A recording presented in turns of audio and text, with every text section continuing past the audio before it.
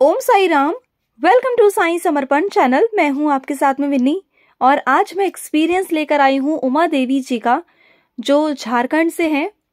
इनका बहुत ही प्यारा एक्सपीरियंस है कि बाबा ने किस तरीके से इन्हें दर्शन दिए और मैं आज आप लोगों के समक्ष लेकर आई हूं। तो चलिए आइए सुनते हैं उनका एक्सपीरियंस। उनका एक्सपीरियंस कुछ इस तरीके से है कि जो उमा देवी जी जो हैं, जो छत्तीसगढ़ में रहती थी, लेकिन अब वो अपने हस्बैंड से अलग रहती हैं। तो वो अब झारखंड में रहती हैं, अपनी मायके में, अपने फैमिली वालों के साथ में। उनके जीवन में ना अब कुछ भी नहीं करने को, लेकिन बाबा से वो जुड़ी हुई हैं और वो कोशिश यही करती हैं कि वो जितना हो सके ना समाज सेवा कर सके। वो बड़ी बड़ी एनजीओ से और बहुत सारे समाज सेवकों से जुड़ी हुई हैं, जैसे पोलियो पिलाना, ये वो बहुत सारी चीज़ें वो करती हैं। जहाँ भी उनसे सेवा हो सकती है वो सेवा करने जाती हैं और बाबा से बहुत जुड़ी हुई हैं, बाबा को बहुत मानती हैं, बाबा को बहुत प्यार करती हैं। तो एक दिन क्या हुआ, इनके घर के बाहर ये ना चावल साफ कर रही थी आराम से बैठकर। तो अचानक से कोई बाबा आया। बहुत अजीब सा बाबा था, बहुत उसके कपड़े बहुत अजीब से हो रहे थे और उसने झोली टांगी हुई थी, जैसे अपने साईं बाबा टांगते थे। और ऐसे टांग कर वो इनके पास में आए और ना वो बंगाली बोल रहे थे। एक्चुअली वो उस एरिया में ना बंगाली बोली जाती है। तो क्या हुआ, इनसे आकर बंगाली में कहते हैं कि मैं यहाँ बहुत दिनों बाद आया हूँ, मुझे आना था लेकिन मैं तुम्हारे पास नहीं आ पाया, मैं बहुत दिनों बाद आया। पहले इन्हें बंगाली नहीं आती थी, लेकिन धीरे धीरे जाकर इन्हें समझ में आया कि बंगाली समझ में इन्हें धीरे धीरे से आने लगी। क्योंकि हम जहाँ रहते हैं ना, जिस माहौल में रहते हैं ना, फिर वहाँ की भाषा हमें समझ में धीरे धीरे आने लगती है। तो इन्हें धीरे धीरे बंगाली समझ में आने लगी थी। तो वो बंगाली में बोल रहे थे कि मैं यहाँ पर आना चाहता था बहुत दिनों से, लेकिन बहुत दिनों बाद आया हूँ और मुझे ना तुमसे कुछ चाहिए, तुम मुझे कुछ दो, मुझे कुछ अनाज दो या मुझे कुछ खाने को दो, मुझे कुछ भी दो, मुझे तुमसे कुछ चाहिए, मैं तुमसे कुछ लेने आया हूँ। तो ये एकदम से नॉर्मल थी, क्योंकि इन्हें समझ तो इतनी आई नहीं कि बाबा हैं वो क्या है। क्योंकि जब भी बाबा हमारे सामने आते हैं ना, तो हम लोग इतने उसमें नहीं होते, होश में नहीं होते कि हम मतलब समझ पाए कि ये बाबा है कि कौन है ना। उस वक्त हमारी बुद्धि पता नहीं क्या होता है, जैसे बाबा ना हमारी बुद्धि को ना एकदम से स्थिर कर देते हैं, हमें समझ में नहीं आता। तो इन्होंने वो जो चावल साफ ये कर रही थी, इन्होंने एक कटोरी चावल लिए और लेकर उनकी झोली में डाल दिए।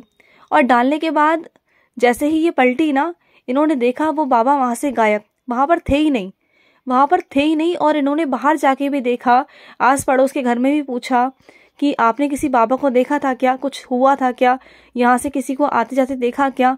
लेकिन किसी ने भी नहीं देखा, सबने मना कर दिया कि नहीं, हमने तो नहीं देखा, यहाँ पर तो कोई नहीं था। तो एकदम से ये अचानक से एकदम से अचंभित हो गई कि सच में बाबा मेरे पास आए।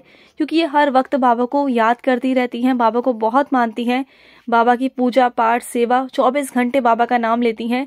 तो जो बच्चा बाबा का पूरा दिन बाबा का नाम जाप करेगा, बाबा को स्मरण करेगा, 24 घंटे बाबा को याद करेगा, तो क्या बाबा आएंगे नहीं? बाबा को तो आना पड़ेगा ना, विवश होना पड़ेगा अपने बच्चों को दर्शन देने के लिए। और ऐसा नहीं कि जब हम बुला रहे हैं ना बाबा को तभी बाबा आए, ऐसा नहीं होता।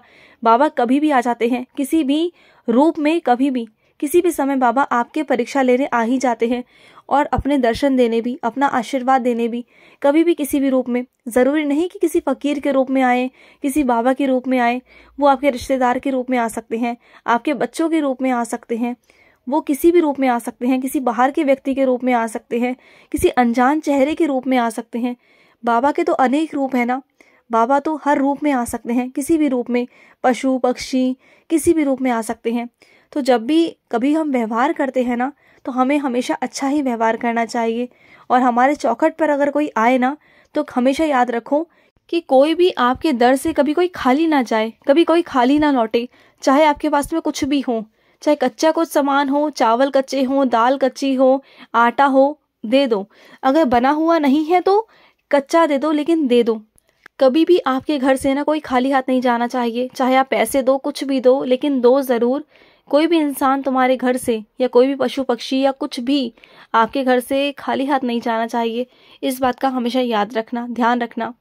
और ये बहुत ही प्यारा एक्सपीरियंस था कि बाबा स्वयं आए, साक्षात आए और उनसे सेवा लेकर गए। इसी तरीके से बाबा आते हैं, सब बच्चों के पास में आते हैं, परीक्षा लेते हैं। बस हमारी बुद्धि ही ना मलिन हो जाती है कि हमें समझ ही नहीं आता कि बाबा कब आए और कब गए। क्योंकि अगर बाबा को हम पहचान लेंगे ना, तो बाबा हमें पकड़ लेंगे। है ना। फिर हम बाबा को जाने नहीं देंगे ना कि बाबा नहीं आप यहीं बैठ जाओ, आप तो नहीं जा सकते, है ना, यही होगा ना।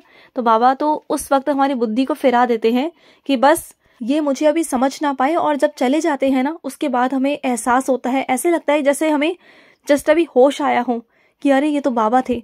और फिर हम बाबा को ढूंढते रह जाते हैं और बाबा हमें दर्शन देके निकल जाते हैं। ऐसा ही होता है ना हमारे साथ, हम सबके साथ में ऐसा होता है।